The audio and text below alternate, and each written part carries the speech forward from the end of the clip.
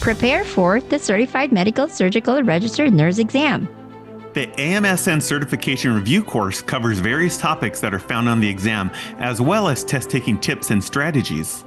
Offered in a live or online format, the course provides nurses with an increase in knowledge to better patient care, various professional development opportunities, and preparation for the CMSRN exam. Learn more and register for a course by visiting amsn.org/education. On this episode of Med-Surg Moments, I want to go to TLC with thee. We're halfway there, like Bon Jovi. Eric's historic return to work. Everyone is anxious to hear. How's your continuing return to work going? We are a short while away from releasing A very special guest co-host, AMSN President, Dr. Kristi Regan-Hartman. And that was my first experience knowing that you could have a career to help make other humans who've been through really tough times a little bit. Our topic, how to survive pursuing an advanced degree. I always have to tell myself, you can do this, because I half joke that I have nursing school PTSD, so I have not gone back, and this topic... I'm gonna get started again, but I haven't found out why. I love being a bedside nurse, and I love what I do, and I always think, am I doing it for me, for someone else? I kept saying it's not the perfect time. We just moved to Georgia. It's not the perfect time. I have a newborn. It's not the perfect time. I don't have enough money. But you know what? That taught me there's...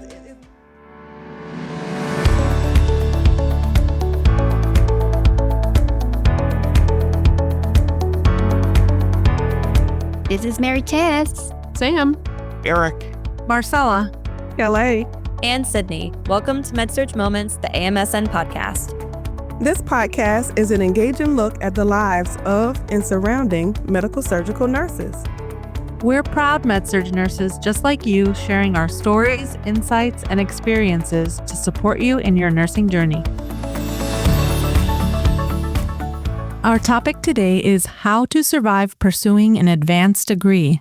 But before we get started, we're very pleased to welcome to the show a very special guest co-host who will be joining us throughout this year, AMSN President, Dr. Kristi Regan-Hartman.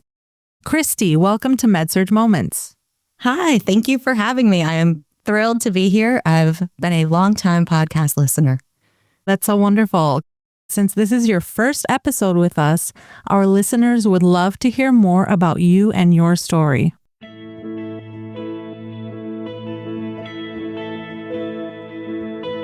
When I was getting out of high school, I had an opportunity to work as a home health aide. I was actually in Boston, Massachusetts, back in my New England roots.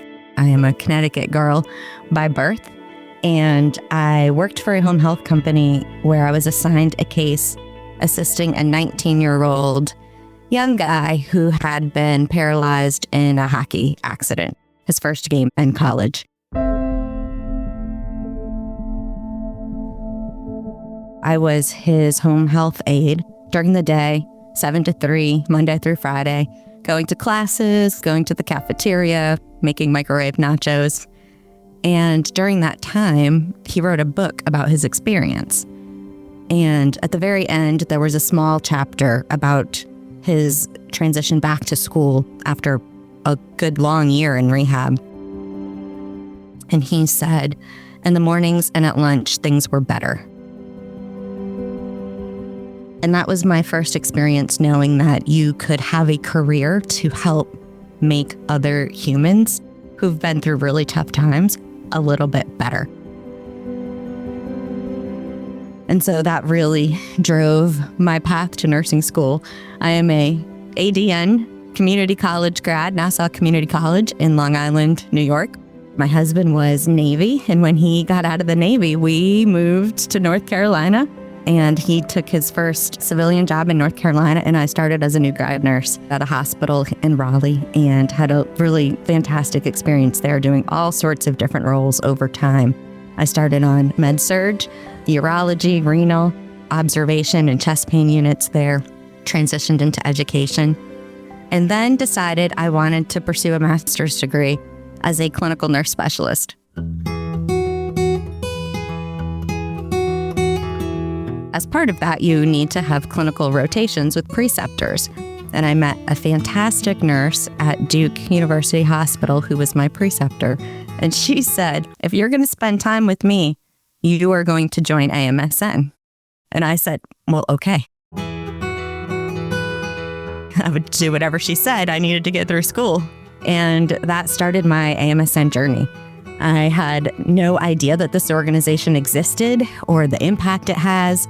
And I started as a volunteer working on the PRISM task force before it was a full committee and now a award given nationally and internationally. And then proceeded to have different roles and responsibilities here. I chaired our scope and standards committee and then was asked to apply for the board of directors.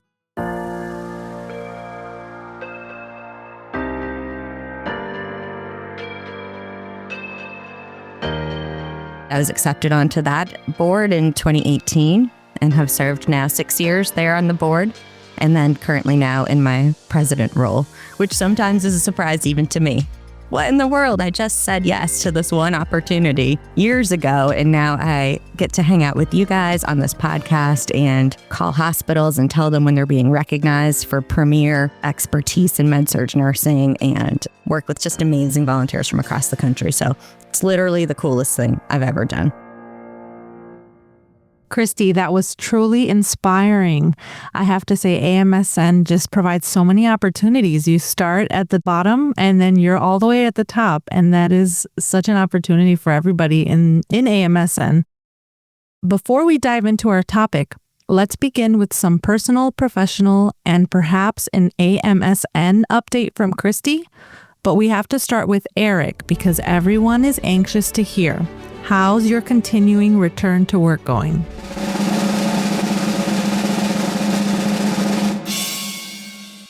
Fine. How about you, Marcella? What's up with you? No, I'm just kidding.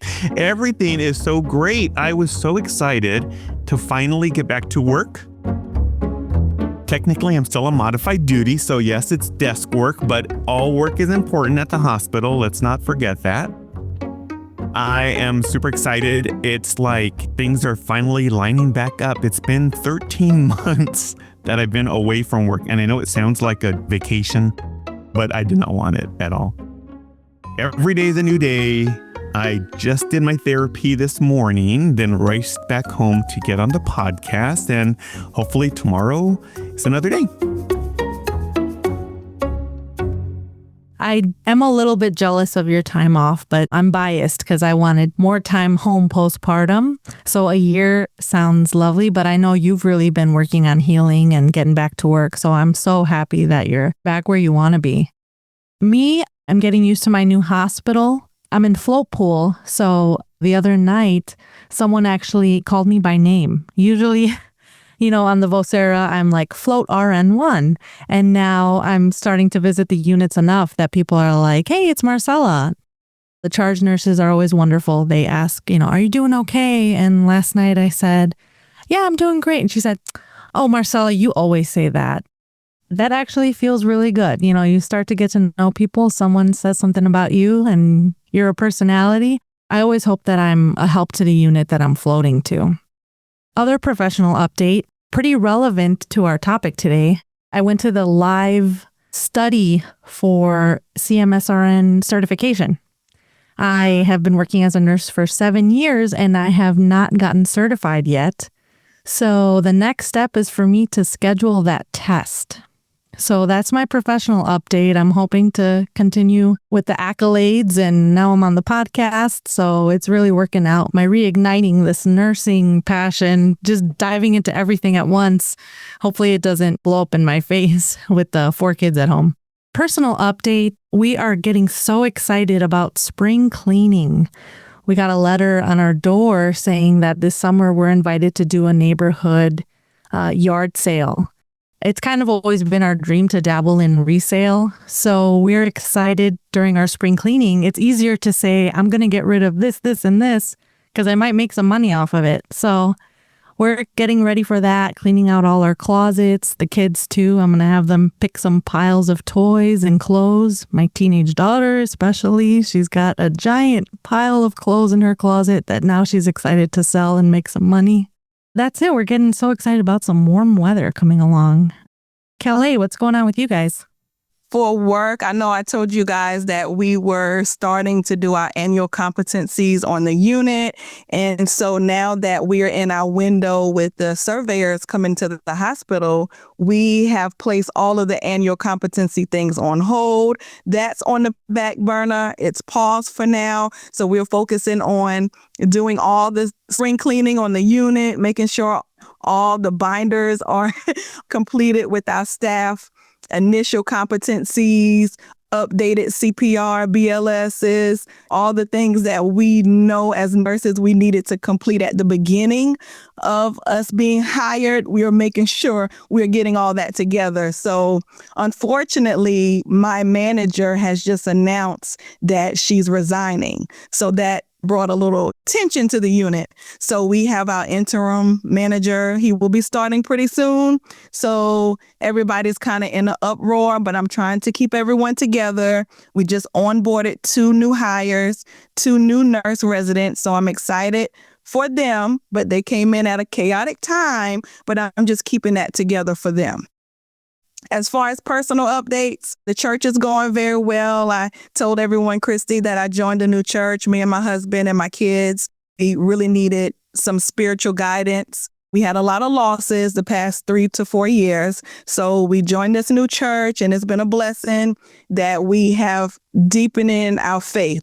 So that's been exciting. And just seeing my kids, they're 7 and 8, learn more about God and into their Bibles has been very enlightening. And it's been helping me at work as well. When we face those short staff challenges, I'm just praying that everything is going to go well. We're keeping our patients alive, my 6 patients at the bedside, making sure that I have the spiritual strength to endure my bedside shifts. So that's basically my updates. Kellye, I know you need that strength because even though there's an interim manager, I know how that goes. You're really kind of the manager right now as the educator. Is that true? Yes, that's so true. As the unit-based educator, I'm hand in hand with the interim. But of course, with the clinical managers, us educators, we are their right-hand man, basically. So yes, Marcella, you're correct in that. So yes, y'all, keep me in prayer. What about you, Sydney? How's it going? It's good. I was so sad to miss our last recording and Eric's historic return to work because I had the flu. And I even got my flu shot.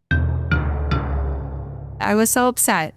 I had the whole body chills, 102 fever. I was in bed for probably 3 days straight. So could not find the will or the strength to make the podcast that night, but better now. And hopefully I think we're kind of towards the tail end of flu season. Oof, it was rough. Professionally, my clinic, we're just doing some inventory and stuff. That's been a hurdle just to get sorted through all of our equipment and everything. My clinic was closed. We had a gap between providers for about a year. So a lot of our stuff is either expiring or the old surgeon liked that stuff and this surgeon doesn't like that stuff. And so we're just kind of figuring out all those little kinks getting this clinic spun back up again. Kristi, this is your first episode with us. Do you have any personal updates or AMSN updates you'd like to share?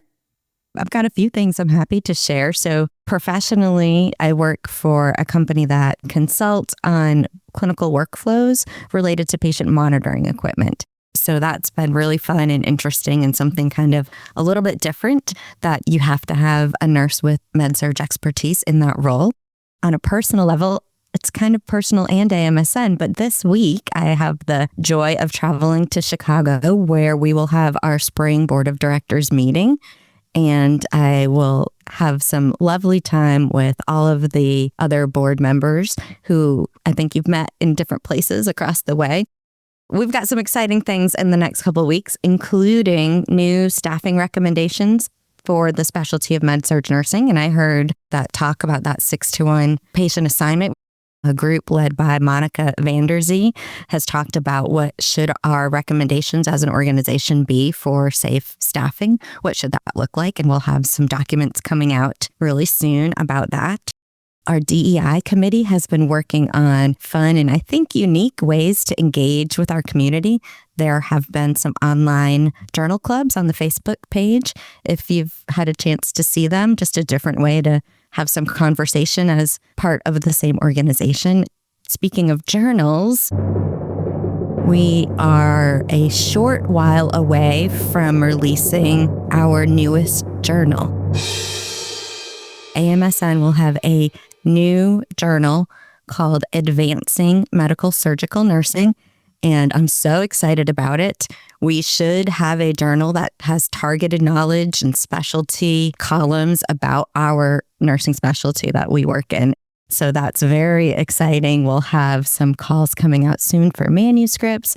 So if you've got something that you have written and it's just been sitting in your pocket trying to find the perfect place to get it published, hopefully it will be here in this Advancing Medical Surgical Nursing journal. So that's really exciting on the AMSN front. How about you, Mary Tess? I'm very excited with the journal because it's been a while.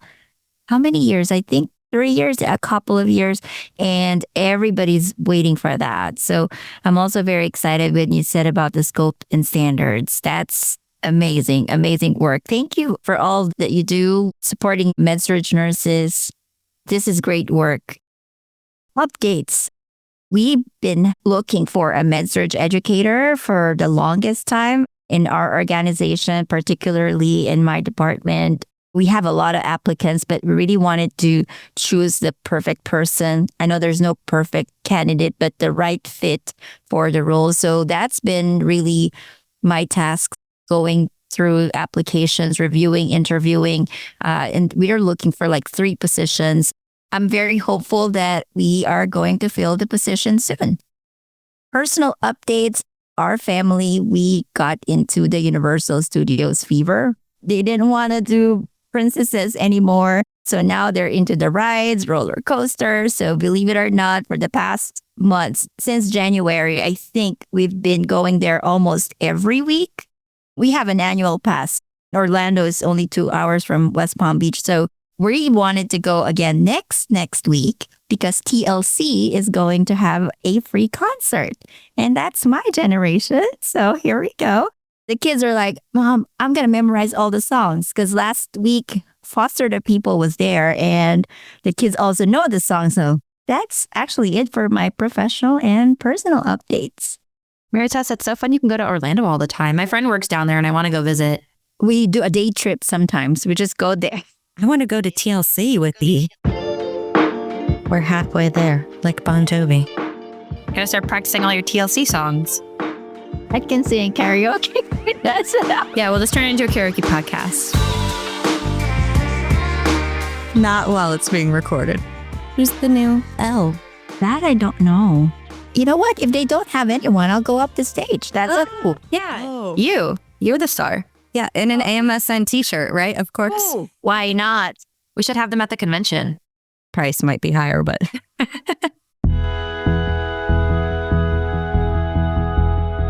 Why don't we move on to our topic, how to survive pursuing an advanced degree. We all know balancing the demands of clinical practice, family, and personal wellness can feel daunting enough. I certainly do. So how in the world can you possibly find the time, energy, and focus to pursue an advanced nursing degree? Who would like to get us started? I have to tell you about the group that I had when I completed my DNP. We called each other the DNP Sanity Group, and there were 7 of us. And we had a Zoom call every Saturday for the entire program. And when we had statistics, we had a call on Saturdays and Wednesdays and sometimes Fridays also, because that course needed that little lot of extra support. And so I don't know how that I could have gotten through that program without those amazing nurses who we lifted each other up and chatted and reviewed each other's answers and edited each other's papers throughout the program. And that absolutely made it a doable program. And it also made graduation at the end way more fun to have that cohort. So my recommendation for anyone pursuing an advanced degree is find your person or people to partner up through it. If you're an introvert, maybe you just want one other person. Or if you're like me, a group of 7 is just fine. Absolutely, Kristi. About that group, when I was in nursing school, I'd half joke that I have nursing school PTSD. So I have not gone back. And this topic is really resonating with me. I need to know all the tips and secrets to go back because it sounds like a scary, daunting thing. But in nursing school, I really struggled the first half of it. And then it wasn't until my senior year that I started joining these study groups. And I was so mad at myself because compared to when I was doing it alone, because I have kids, people don't have time to coordinate with me. No, it is so worth it no matter what you have going on to get you through these study topics, the long nights, the hard tests. Absolutely, I agree with that. Yeah, the group's where it's at for sure. And I can relate because groups and support systems, I think that's the biggest. And I do remember when I decided to apply for my master's, we were just 2 years in the United States. But I'm like, you know what? I need to do this. I really need to do this for myself because I'm getting anxious not going to school. Even now, I'm like, I need to go to school for something. I don't know what. But it's a matter of you need your support system to understand what you're going through because they're the people who's going to really push you up to do what is needed. It's like having an accountability buddy. And my husband's really very good with that. He will be like, okay, why are you not doing your homework? But it's really more of that person to really support you and see why you're doing this. My kids were also very supportive because they knew mommy had to do homework. While we are at Disney World, I remember I have my laptop while they're on the rides that I can't go for rides. I'm going to open my laptop. I'm going to do whatever I have to do. And then I sleep at 2 a.m. because deadlines are usually at 2 a.m. I'll be reading a bedtime story with them, but I'm not going to sleep. I'm going to do my homework. So support systems are so very important. And I want to add the can-do attitude because you can't say, I cannot do it. You have to always say it to your head. And I remember I have that in front of my computer. You can do it. I always have to tell myself, you can do this because when you're down, especially when you have so many assignments, it's very overwhelming. And then you have a full-time job and you have kids and you have problems to deal with as well. So you have to really motivate yourself at the end of the day and tell yourself you can do this. We're going to pause for a quick moment to tell you about a special AMSN membership offer just for you through the end of this month. Hey, Med-Surg Moments listeners. We have an exclusive offer for you. When you join AMSN by March 31st, 2025, using the code AMSNPOD, you will receive $5 off your membership. Visit amsn.org/join and be sure to enter AMSN-POD when you check out. Okay, we're back. Maritas, I think you said the most important thing, and it's probably my biggest hurdle, is the why. Why do I want to do this? Because it's something I've thought about for a long time, as I've told everyone. And I think I just haven't found that why, as opposed to I should do it because everyone else is doing it. I think for me, the biggest hurdle to getting started is the fear of failure. And by failure, I mean anything less than an A, because I think it has to be perfect or nothing. Come join this with me, Maritas, because you're my beacon. You're the one I look to. And you know, it's funny. I always say to myself, I'm always like, when we give our personal updates, I'm always like, I'm so happy Maritas goes last, because they're like, Eric, what's new with you? I'm like, well, I woke up and I like ate a pie and breathe. And Maritas like, well, I'm working on world hunger and my 3rd dissertation and traveling the world. And it's always like, God, I'm so glad that I don't have to follow that. Oh my goodness. No, Eric. I think it's no. Thank you for the no. You're always so inspiring. You always make me smile when I hear your voice. I'm going to get started again, but I haven't found out why. I love being a bedside nurse and I love what I do. And I always think, okay, if I'm going to go after this, how is it going to benefit what I do? I don't want to go into another field. I don't look at management. I don't look at anything else rather than like maybe education, but I don't look at it like that. So I always think, why am I doing this? Am I doing it for me, for someone else? That's my hurdle that I'm working on right now. Eric, Now, Eric, Go ahead. I'm sorry. we're all jumping up. Yeah, I know. Calm down. Calm down. You can all take We this wanna with me motivate. later. We want to motivate you, Eric, definitely. So Eric, I can relate to you wholeheartedly with that, trying to find your why. I know for me, I knew I wanted to go back when I was actually in North Carolina. Me and my family moved from North Carolina to Georgia, but it was in North Carolina where I had my nurse manager. She was always working on the next thing. She was a nurse manager, MSN degree. She was working on her DNP. After she completed that, she was working on her certification. And I'm like, how do you do it? At the time, I was pregnant with my first child, and I was interested in just completing my BSN, period. That's all I wanted to do. But I knew for me, I wanted to go back, and I decided to go back right after COVID. I went back just to advance my professional education and my passion. It was like a personal thing, though. It was personal for me. I knew I had a passion for education, but I just didn't know what to do with that passion. So I enrolled into nursing school. I enrolled into my master's degree of education program. I knew it wasn't leadership either, Eric. I didn't want to be a leader. I didn't want to be a manager. I didn't want to be a director. I wanted to still be at the bedside and still use my passion to teach, my passion to lead, mentor, coach. So that's what led me into becoming a nurse educator. And in that journey, I kept saying, it's not the perfect time. We just moved to Georgia. It's not the perfect time. I have a newborn. It's not the perfect time. I don't have enough money. But you know what? There's no perfect time for anything. You have to just dive in. You have to do it. Because y'all, I didn't realize my mother took sick right after I enrolled into the nursing program. And I did not know that she was going to be diagnosed with cancer.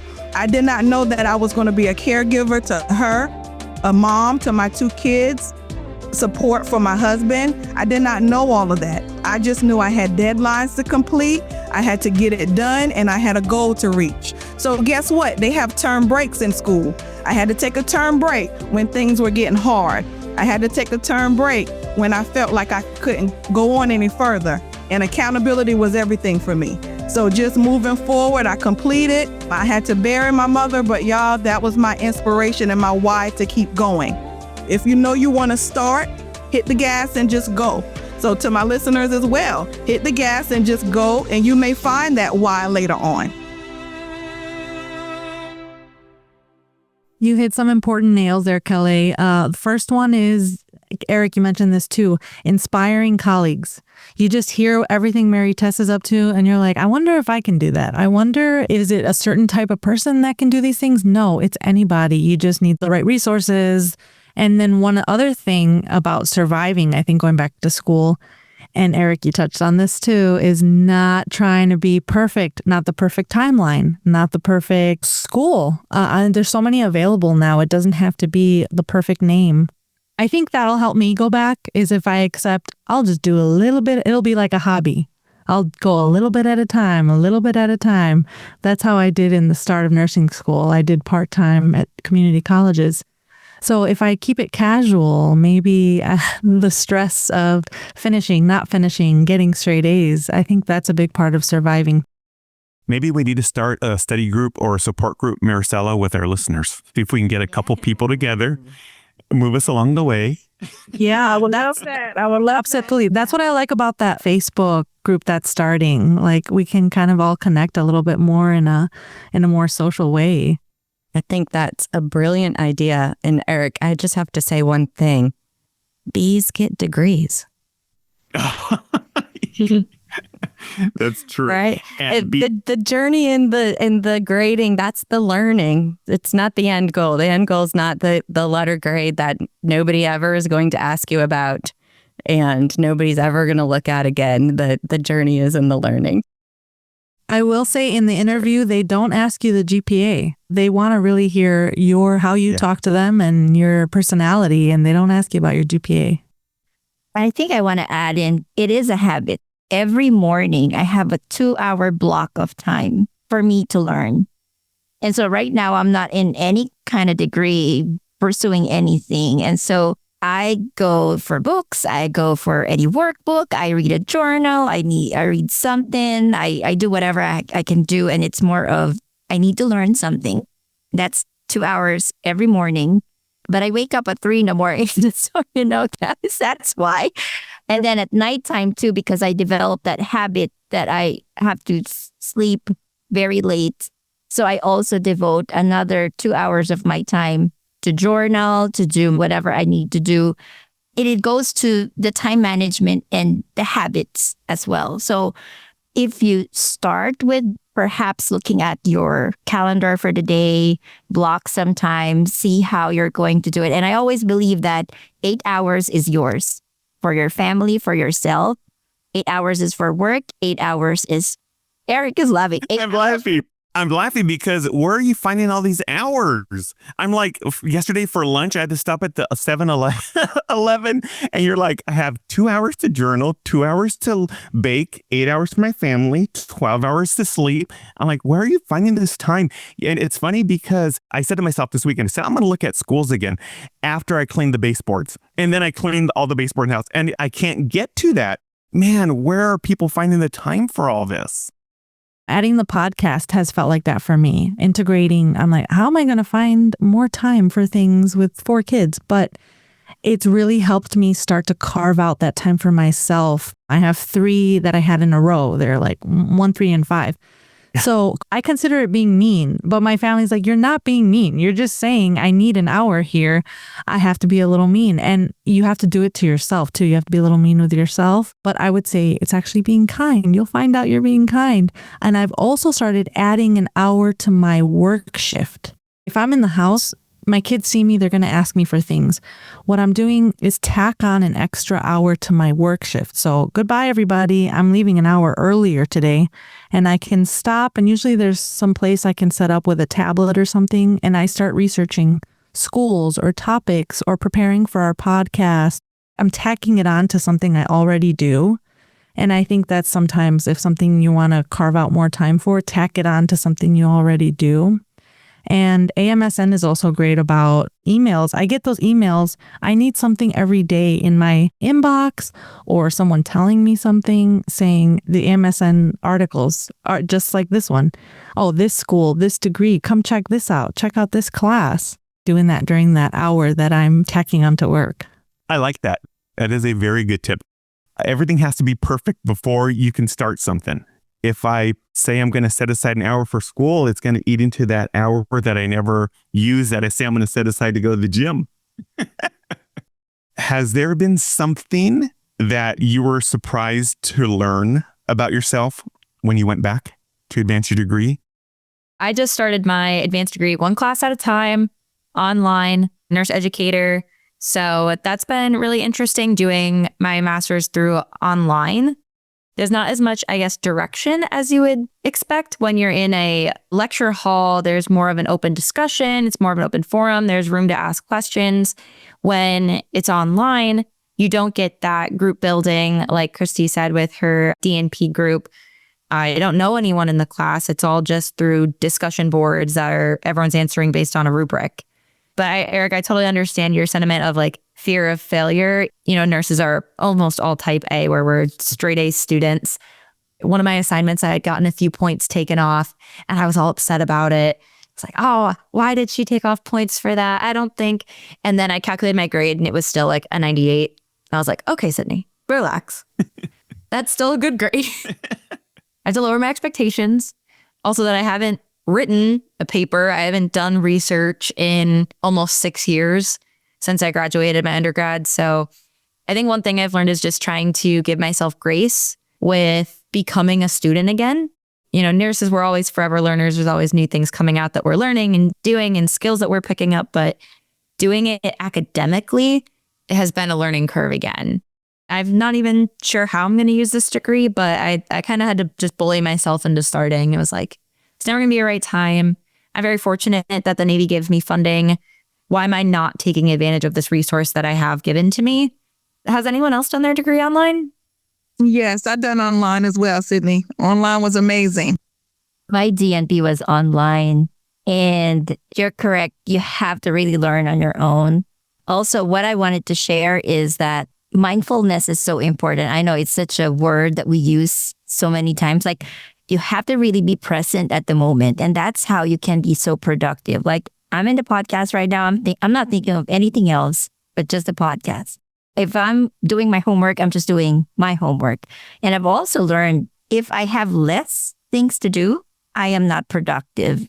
So I have to pack my schedule. I realized that about myself too, right, Tess? Actually, it helped my days having more pressure to get things done. Yes, which is so interesting. If I only have like one homework, I'm like, okay, let me do that tomorrow. But if I have like packed days, it's 100% done.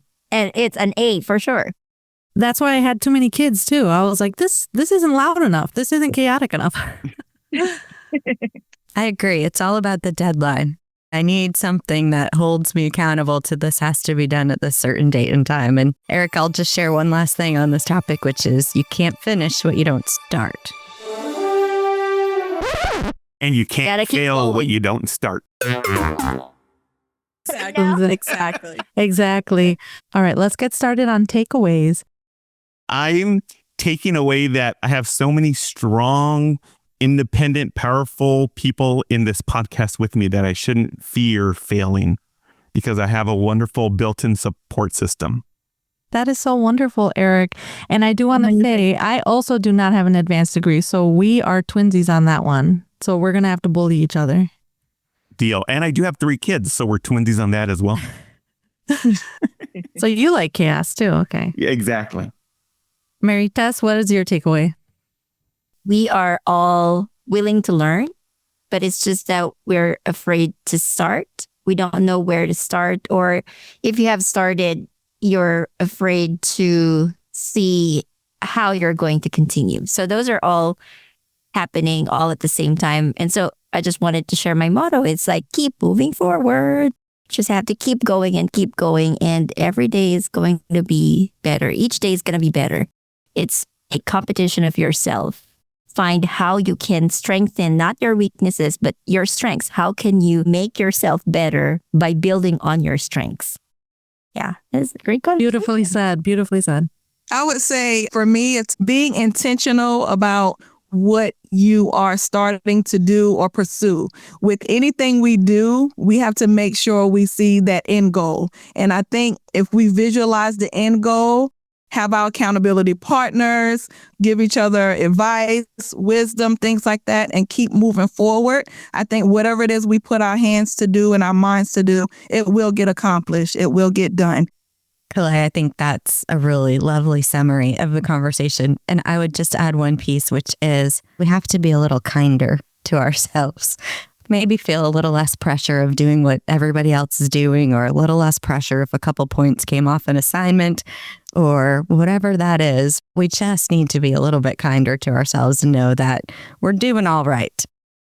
It's funny you say that, Kristi, because I'm right here thinking, how do you do it and not feel so selfish? So I'm going to take that to heart. Thank you for that. Well, let's chat more sometime too. We'll talk more about it. I think everyone made great points that there's just everyone's on their own timeline. Everyone's on their own journey. And I'm going to be looking out for the new AMSN journal in my mailbox so I have things to source in my next paper. That is awesome. And I would say my takeaway is definitely letting go of perfection. I have a quote here from my favorite cartoon, Adventure Time. The character Jake says, "Sucking at something is the first step toward being sort of good at something." And we all already did it with nursing school, so we know that we can. We all made it this far. So anyone thinking about going to school, you have it in you for sure. And you, like everyone said, you discover new things about yourself, challenge yourself, and you actually grow in nursing to love it so much. Well, believe it or not, we're just about out of time. But before we go, we want to thank Kristi for joining us, and we are so excited to have you with us throughout the year. I think I'm even more excited. I can't wait to get to spend more time with everyone, and we can do this again soon. Thanks for having me. To our listeners, thanks for joining us. We'll see you next time. We look forward to connecting with you on the next episode of Med-Surg Moments, the AMSN podcast. In the meantime, we encourage you to subscribe to Med-Surg Moments wherever you listen to podcasts. To reach us, use hashtag Med-Surg Moments on your social posts. Or send us an email at amsnpod@amsn.org. That's amsnpod@amsn.org. We are all AMSN members, and if you love Med-Surg Moments, we invite you to become a member of AMSN. You can learn more at www.amsn.org. Finally, the content within the Med-Surg Moments podcast represent the views, thoughts, and opinions of the co-hosts and may not necessarily reflect the views, thoughts, and opinions of the Academy of Medical Surgical Nurses. Until next time, this is Eric, Mary Tess. Sam. Kellye. Marcella. And Sydney. And always remember, Med-Surg Moments is a moment in our lives and a moment in our Med-Surg careers that makes a huge difference.